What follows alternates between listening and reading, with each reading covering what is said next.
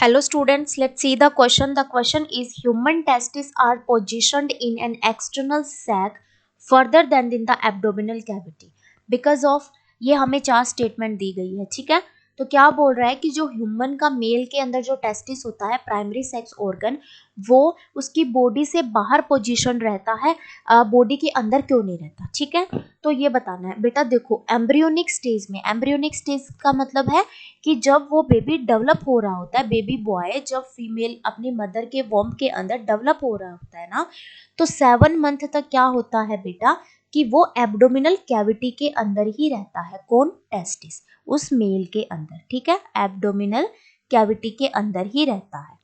Okay, 7th month में क्या होता है बेटा वो कि वो थ्रू इंग्विनल कैनाल, कौन सी कैनाल? इंग्विनल कैनाल के थ्रू कहाँ एंटर कर जाता है बेटा? Enter into the scrotum. अब ये स्क्रोटम क्या है?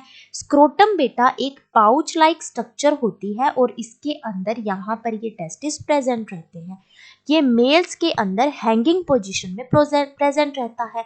अब क्यों बेटा ये जो टेस्टिस है ये यही बोल रहा है कि एब्डोमिनल कैविटी के अंदर ना रह के ये यहाँ क्यों आ जाते हैं और ये थ्रो आउट यहीं पर रहते हैं, फिर थ्रो आउट पूरी लाइफ यहीं पे रहते हैं. ठीक है, तो क्या होता है बेटा कि अपनी बॉडी का जो टेम्परेचर है वो 37 डिग्री सेल्सियस है.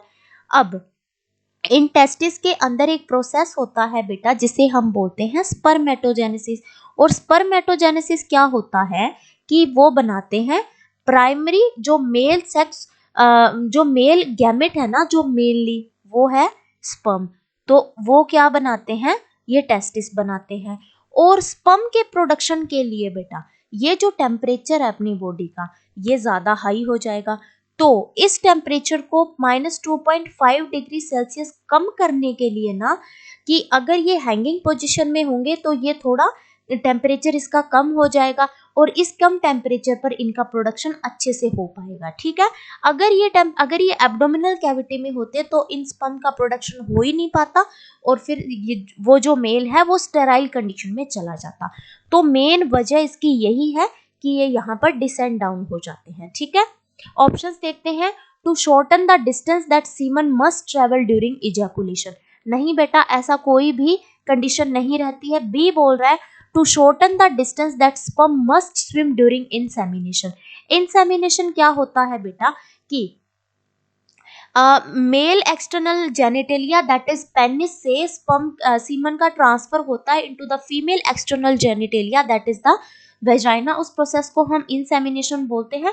तो उस डिस्टेंस को भी शॉर्ट करने के लिए ऐसा कुछ भी नहीं होता. सी दे रखा है बेटा so that the testis can be kept away from the urinary bladder.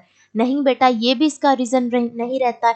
D बोल रहा है so that the testis can be kept cooler than the bodies interior. हाँ, कि ये थोड़ा सा इसका अगर टेम्परेचर इसका इतना कम होगा तो ये क्या हो जाएगा कि थोड़ा सा कूलर रहेगा टेस्टिस, जिसकी वजह से स्पर्मेटोजेनेसिस का प्रोसेस होता है वो अच्छे से परफॉर्म किया जा सके. ठीक है, so option D is the correct option. Thank you बच्चों and all the very best.